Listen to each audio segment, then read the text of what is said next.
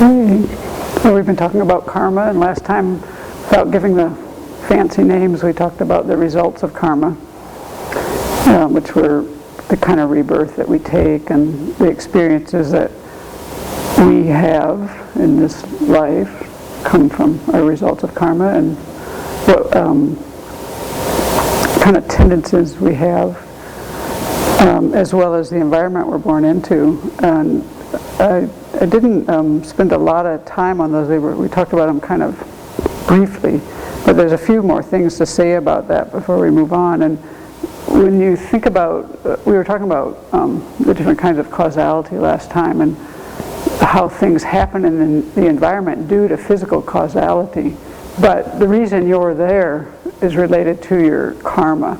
So for instance, a tsunami might happen, or some physical event might happen related to the weather or whatever. But the reason you're there is related to your karma.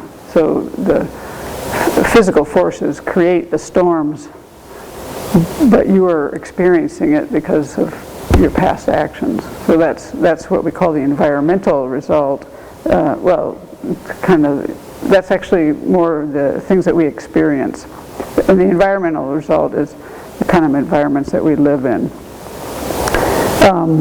And one thing to be said about these results is that actually 3 of the 4 results are actually neutral. So suffering is considered to be like a neutral state ethically. It's what you do with it that creates virtue or non-virtue. But this tendency to do an action again, that is really one of the results of karma that's not neutral. Because the tendency to do an action again, you're creating harm or doing something beneficial. So it's either these tendencies habits that we create, when they play themselves out, they're going to be virtuous or non-virtuous actions, or neutral. All 3 happen. So that's a very important point, and that's one of the results of karma that's the most deleterious, really. So I've been wanting to talk about things with setting our motivation, but I feel like it's kind of have to get the basis there first before we jump to this thing about the weight of karma, because I like to use that to help to set my motivation. But I think that I'll probably do that next time, because we haven't really talked about the general characteristics of karma, and I think it's important to have a certain background of the basics before you go into some of the other topics.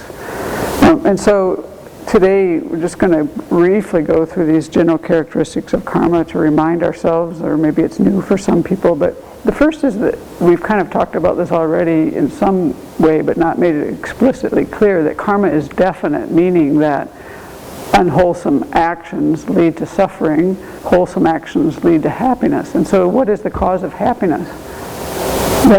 We don't usually think this is what the cause of happiness is. We usually think it's something outside of us. But the cause of happiness is our virtuous actions. So that's like the big point to remember, because we all want to be happy. And so if you ask anybody, what brings you happiness? Do they usually say, oh, my previous virtuous actions? No, you never hear that. We're not thinking that way.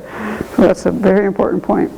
And then karma is expandable, meaning that small actions can lead to big results. Just like a little seed can give you a big tree. And the way we use that in our practice is to help us to avoid even doing small wrongdoings, because they can lead to really huge results. You can kind of see that if just transpose a few numbers when you're writing, when you're doing something financial, like paying your taxes.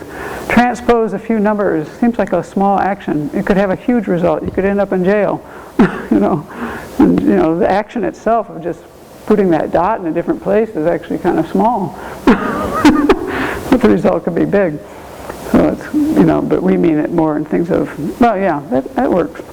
Okay, and then the next one is that we won't experience the effect of an action that we haven't done. So like we don't, without a cause, you don't get a result, right?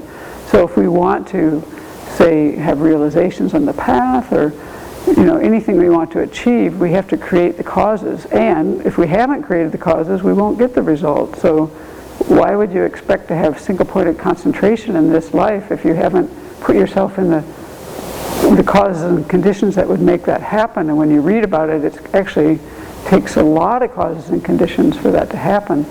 So rather than being like frustrated when, you know, our concentration isn't good, we just, this thought helps us to remember when we're like struggling against something that, oh, maybe I could quit struggling here and just see, have I really created the causes for this? Because I find that happens in my mind a lot. I feel like I'm kind of pushing against a wall sometimes, wanting something to happen. But I haven't actually created the causes for it, so I'm just going to be frustrated. So I find that coming up in my daily life. And then the last point of these general characteristics of karma is that karma doesn't get lost or vanish, meaning that the result will eventually come about unless we do some kind of purification, say with the four opponent powers, to attenuate and abolish that result. So it's not like things are predetermined or set in stone, or there'd be no point really in practicing. But so it is, we are saying that these results will happen. The karma won't get lost unless you do something to change that. I think that's clear. So in all of this, we can see that our intention is really what holds us together. The actions that we do, the intention is foremost.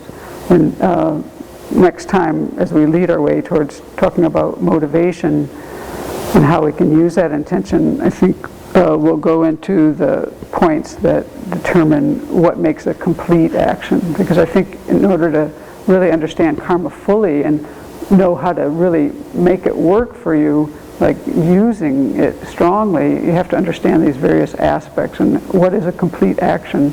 All the components that go into it are important to understand that. So we'll go there next and then to the weight of karma.